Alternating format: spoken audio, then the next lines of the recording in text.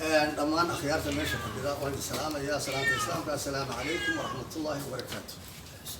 bacda salaam waxa weeye Soomaalidu waxay ku maamaadaa xoolo diday waa la soo celiyaa laakiin bini aadanka diday cidina ma soo celin karto. Somaliland markaan ka hadalna arrinteeda waxa weeye horta waa dagaalkii labaad ee lagu qaaday weeye Somaliland annagu uma aragna waxaan wax kale uma aragna waxaan u aragnaa dagaalkii labaad kii koobaad waxa kii lagu burburiyay jiritaanka Somaliland dhulka lagu dhigay buu ahaa maanta markay dib soo qabatayna dagaalkii labaad baa maanta ku socda taasi waxa weeye marka arrin sax ma aha koonfurtu waa inay arrintaa wax ka bedesho taa haddaan intaa kaga gudbo ta labaad waxa la yiri xoolo ka diday waa la soo celiyaa laakiin bini aadanka diday lama soo celin karo waxa weeye awal de siyaasiyiintu bay sheegay laakiin dadka shacabka koonfur iyo waqooyiga dad walaala oo isku furan oo wada socdo oo isku qalbisan oo isku soo dhow bay haayeen laakiin imika waxa weeye waxa marada loo riday ee marada loo tuuray waa shacabkii Somaliland cid soo qaban karto oo dambare inaanay jirin baan u maleynaya haddii xoog lagu soo qabanayo siyaad barra wuxuu 22 sanadood ururinayay ayuu ku faaruqiyay isaga ku keenay ku soo qaban lahaa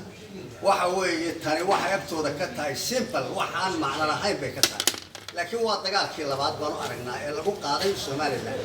arrintaasi waxay u baahan tahay in laga fiirsado in la hubsado in aqligu shaqeeyo dadka in laga qaado culayska iyo cunaqabataynta lagu hayo in laga qaado lagu bedelo walaalo maxaan qabanaa sideen isugu dhimaadnaa sideen wada hadalnaa halkeen ku wada hadalnaa iyo tala wanaagsan bay u baahan yihiin cunaqabatayn iyo qanjajac uma baahna dadkaasi maanta ninka ku qaadayna waxa weeye waa ninaa waagu u bariyin weeye waa nimaan waagu u bariyin ninka yani maanta taab fikir mooday ee ray mooday ee يعني ما ركت أرنتها إنه كل دقيقة ما تفوق قرش يستي وحوي وانو والموج برجع وحوي الشعب كا وريان مرض اللور وريان شعب كلا وردتك حضيت ده لا بس سوق بنكر أول سياسة قم بعد سنة وبعد سنة وهرتجنا ده كان إمك الشعب كيف الله تديني هو الشعب كيف واحد تديني إنسان وهنتيدو دي واحد بربري لسان والدجال وكيعك يدلك يبطل وحل وحكت وياه مشرو ولي ما وكحياه والدجال ده قالب وياه وحلنا هاي أرنتها سدك دجا وحلوجا بدلوا هديك له قضب كان ماشي هلا كسره صومالي دو مقع الصومال مقدس ماشي كسره دجال كينا نوض قضب كاسرين أنا ماشي مسوق لكرو من ماذا الصومالي هو مقدس هي الدجال بان قصة حريريا قصة قبرية هي قاعدة هي باهي هي محاكو لا حوق بان قصة قولينيا أملاين مايو تاس ماشي إلى قبطو وحلاها أرنتها هلا فيرسدو عقل بهالشقيو عشان هدي للدولة الصومالي إنه يديبوا مدودو أنبو هدانا هاي أضياش النقل كأدير وقوي أهل جوجا هي السياسيين با وحنكم تلينا من ماذا أمة الصوماليات بانو تاجنا لكن وحيابها قال خود ما يجي كرده مرض ما يجي كرده وحويان ماشي وحوبا هنتاي سياسة يفرسمه وبا هنتاي إلا وحلله الصومالي اللي يسوسوا كيلو يعني الشرر هو اللي أجي هاي أي كبر يهين هو أنا اللي أجين باللوب هاي أضياش الله شرام باللوب هاي الدبر الله شرام باللوب هاي ورد بشر الله شرام باللوب هاي سياسيين الله شرام باللوب هاي واي السياسي كري هذا مشركم ماشي يسوتوا وحبك ما كيري كرو بكي وحوي دنتي سادو كنا عارف هو شركه سوا بربريه انا كما سو بخيا لكن waxa loo baahan yahay shacabka Soomaaliyeed tiin sidoo uu kala dhisay yahay in qoladeeda wajahdo waa la gasho shir qarsoodiye inta qarsoon shirarka inta qarsoon inay badnaadaan baa la rabaa oo taladu markaas la isku biiriyo waxba ka soo baxaya halka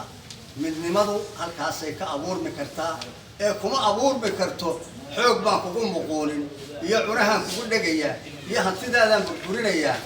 marnaba midnaba kuma imanayso ee taa la ogaado wabillahi tawfiiq wasalaamu calaykum waraxmatullaahi wabarakaatuh السلام عليكم ورحمة الله وبركاته حكم عفوا لما أنا أودياش بيرها درات جوجا هي وقويبة بس الدرات كلن وعلى ما تسقط معادة تانية هذا شو xaaladaasna waxa weeyaan maanta waa cunaqabataynta lagu sameeyey Somaliland annagu haddaan ogaashanay waxaanu ka shaqayn jirnay aan doonaynay inaan Soomaaliya soo jiidno laakiin waxaan moodaa madaxda waddanka loo doortay in Soomaaliya kala fogeeyso way ku celinayso 90kii wixii ka horreeyey sidoo kale madaxweyne Farmaajo waxaa la filayay inuu taariikh cusub keeno oo maanta waxyaabo hore jiray isagu duugo laakiin waxaan moodaa inuu dib ugu noqday talaabooyinkii hore oo argoostiga aan dib ugu qaad moodaa isagii uu si gaariba dibadduba talaabo qabiilnimo ka muuqatay ku dhaqaaqeen cunaqabatayn bay wadaan sidaana la iskugu yeelmaayo Soomaaliya iskugu yeelmayso sidaana ku wadna waxba ku suura geli mayso guddigu magacaabay waxa fiican guddi dagaal ku bedela fiican guddi nabadeed mu magacaabay guddi dagaal magacaabay guddi dagaal ku bedelo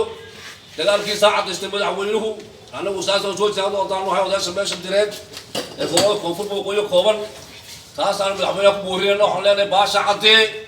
si fiican u cadee hadaad ka wacatay Soomaaliya hadaad ka wacatay baasha cadeyso sidaasaan kula talnay madaxweyne baasha cadee waxa Soomaaliya ku qarimayso waxa meesha la isku yimid waa qabiilo 4.5 قبيلة قبيلة قبتين كرو ساسا كلنا مدح وينه والسلام عليكم ورحمة الله وبركاته.